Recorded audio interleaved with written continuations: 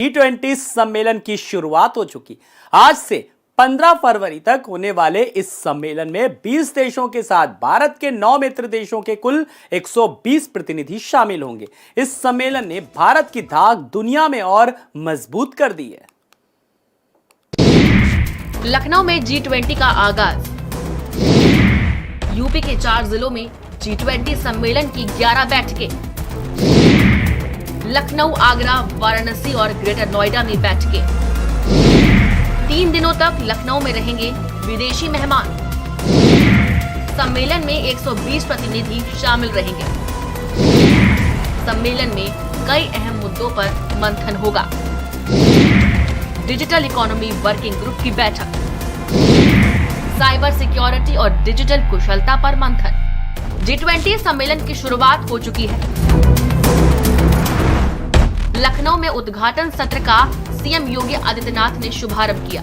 पहली बैठक में G20 की डिजिटल इकोनॉमी वर्किंग ग्रुप की बैठक हुई, जिसमें डिजिटल क्षेत्र की संभावनाओं पर चर्चा हुई। बैठक में सीएम ने विदेशी मेहमानों को बताया कि यूपी किस तरह डिजिटल क्षेत्र में आगे बढ़कर विकास की राह पर बढ़ रहा है। डिजिटल तकनीक आज की आवश्यकता है।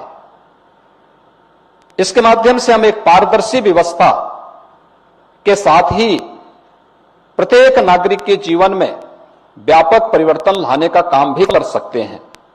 और भारत ने पिछले 9 वर्ष के दौरान जिस तेजी से इस क्षेत्र में न केवल परिवर्तन लाया है, बल्कि 140 करोड़ की आबादी के जीवन में व्यापक परिवर्तन करने का कार्य किया है, वह दुनिया के उन तमाम देशों के लिए एक उदाहरण हो सकता है। आज प्रदेश के अंदर ई ऑफिस की प्रणाली लागू होने का परिणाम है कि उत्तर प्रदेश की कार्य प्रणाली में पूरी पारदर्शिता आई है। प्रदेश न केवल अब कृषि और अपने जल संसाधन के लिए और युवा शक्ति के लिए, बल्कि एक नई अर्थव्यवस्था के रूप में वैश्विक जगत में भी हम सबके सामने देखने को मिल रही है।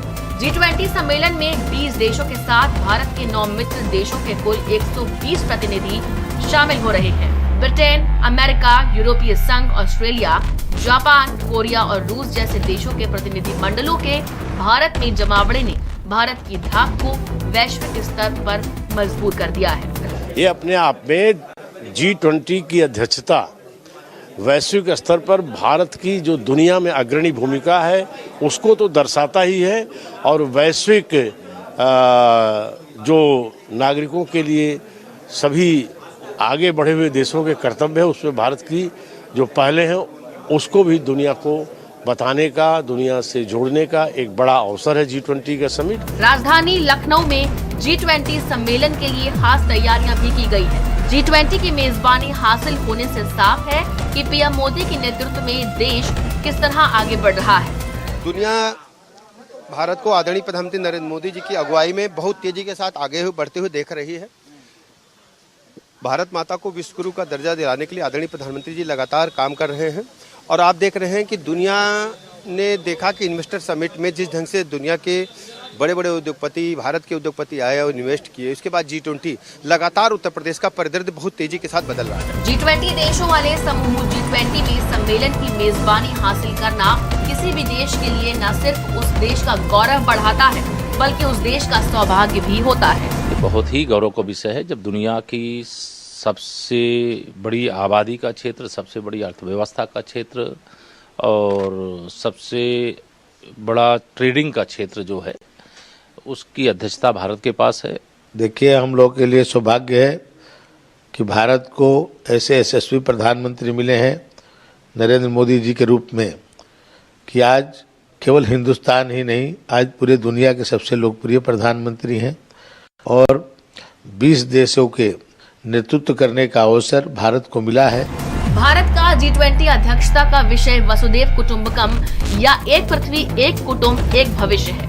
इसे महाउपनिषद के प्राचीन संस्कृत पाठ से लिया गया है। भारत ने इसके साथ विदेशी मेहमानों को अतिथि देवो भव की विरासत से भी रूबरू कराया है। स्पेशल रिपोर्ट, भारत समाचार।